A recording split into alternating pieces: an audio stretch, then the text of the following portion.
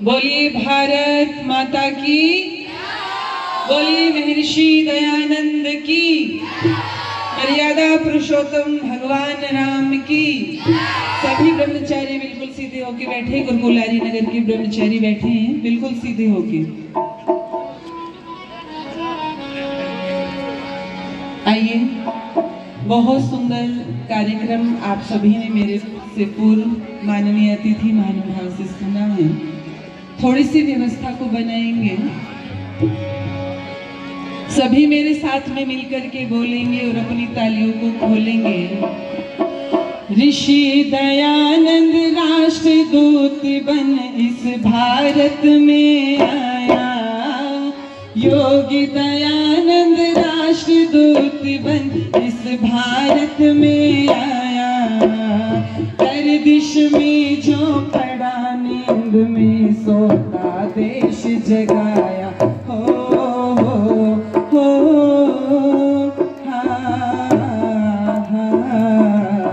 ऋषि दयानंद राष्ट्रदूत बन इस भारत में आया, योगी दयानंद राष्ट्रदूत बन इस भारत में आया। गर्दिश में जो पड़ा नींद में सोता देश जगाया।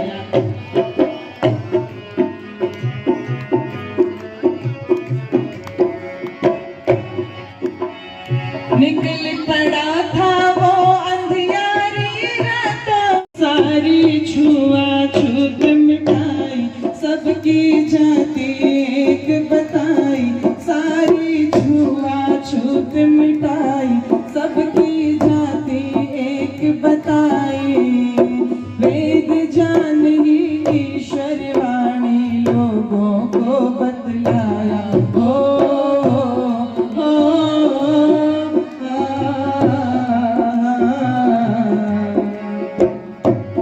ऋषि दयानंद राष्ट्रदूत बन इस भारत में आया, योगी दयानंद राष्ट्रदूत बन इस भारत में आया।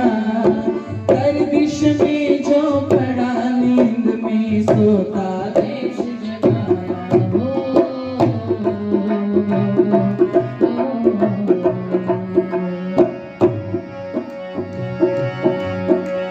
बने दासता अंग्रेजों के नर नारी,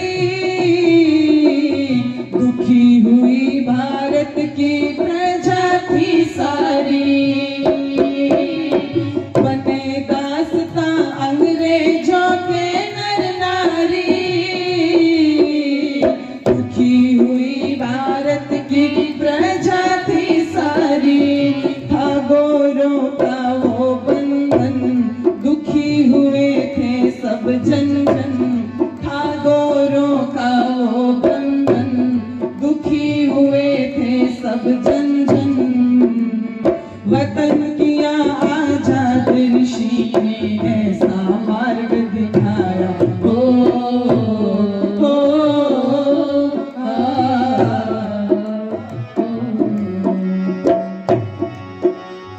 यतीमाम वाचम कल्याणी बोला था,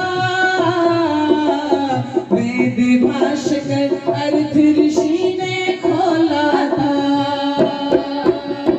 यतीमाम वाचम कल्याणी बोला था, वेद भाषकर अर्थ ऋषि ने खोला था। वेद भाषकर अर्थ ऋषि ने खोला था।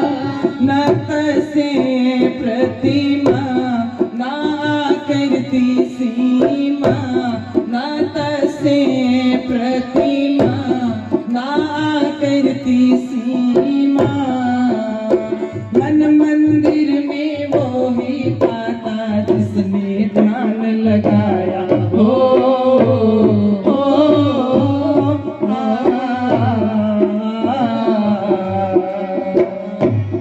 ऋषि दयानंद राष्ट्रदूत बन इस भारत में आया, योगी दयानंद राष्ट्रदूत बन इस भारत में आया। गर्दिश में जो पड़ा नींद में सोता देश जगाया हो,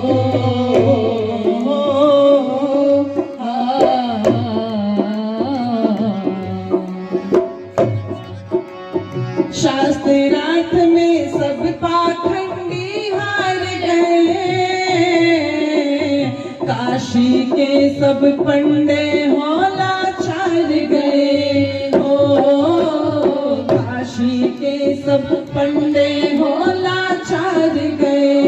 जब पोल खोल दी सारी भगदड़ मच गई थी भारी, जब पोल खोल दी सारी भगदड़ मच गई थी भारी। तड़क देव उस ब्रह्मचारी ने कभी नहीं बहकाया हो,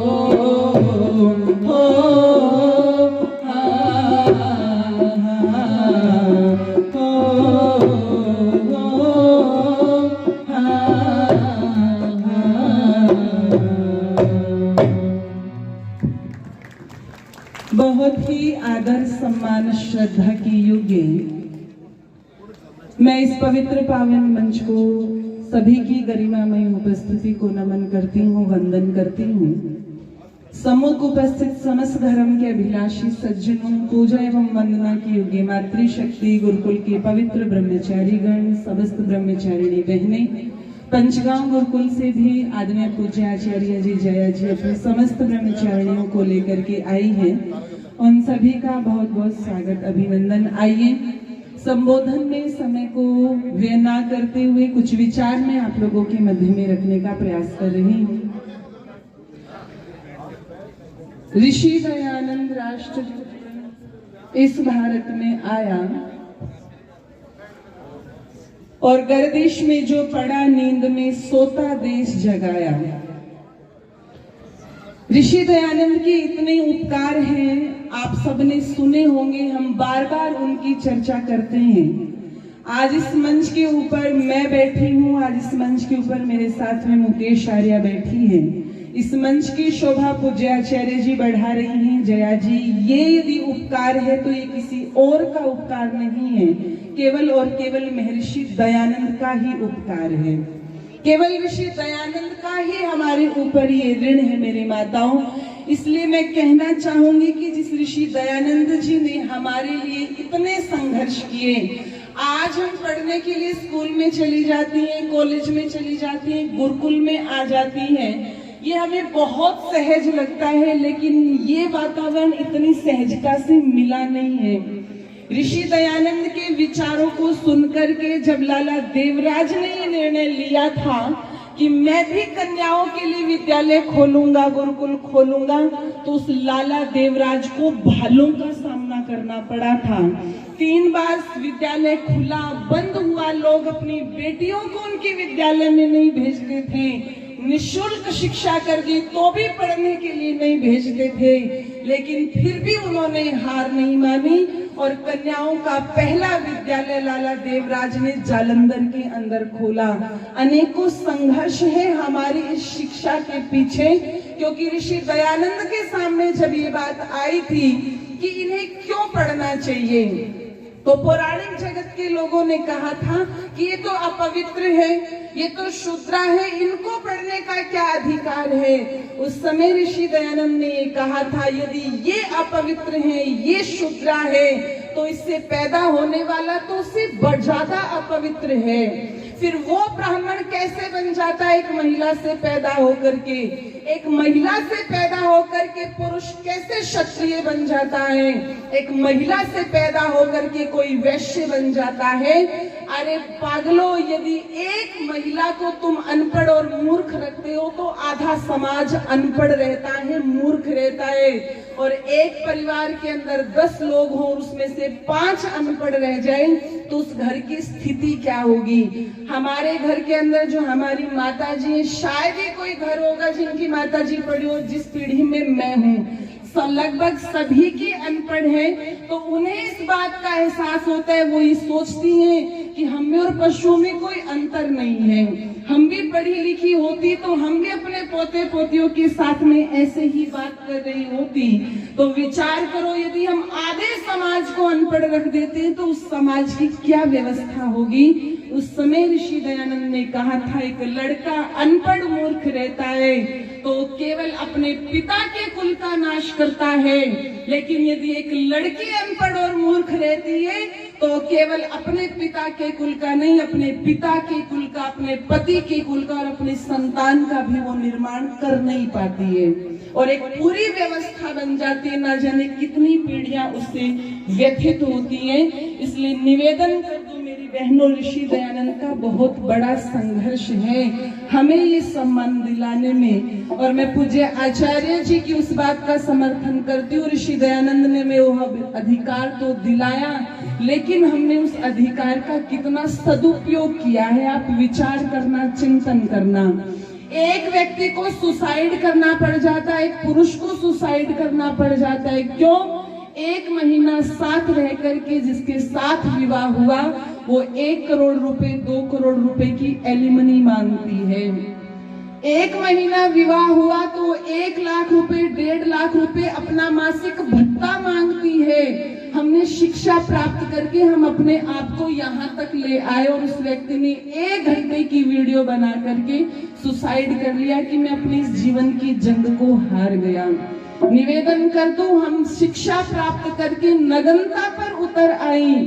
महाभारत के उस उदाहरण को याद करना, जब दुशासन खींच करके लाया था भरी सभा के अंदर द्रौपदी को, और वो साड़ी तो खींची भी नहीं थी जो फिल्म इंडस्ट्री वाले दिखाती है। उस एक वस्त्रा द्रौपदी को घसीट करके लाया था और उस समय द्रौपदी ने अपने बालों को खोल करके ये संकल्प लिया था कि ये बाल तभी बंधेंगे जब दुशासन और दुर्योधन का रक्त मेरे इन बालों पर लग जाएगा।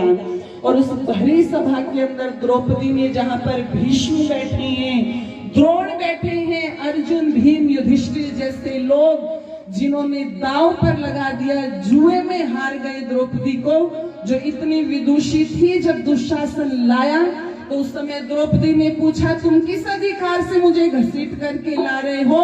तो कहा, युधिष्ठिर तुम्हें जुए में हारा है, पहले अपने आप को हारा, घोड़े हारे, राजपाट हारा, भाइयों को हारा और अंत में तुम्हें दांव पर लगाया है। उस समय द्रौपदी ने ये बात कही थी, जो व्यक्ति स्वयं को दांव पर लगा करके हार चुका है उसका मेरे ऊपर अधिकार कैसे रह गया, वो मुझे दांव पर कैसे लगा सकता है। उस समय भरी सभा में वो द्रौपदी पुकार पुकार के कह रही थी, और विचार करना, उस एक द्रौपदी के अपमान से महाभारत हो गया।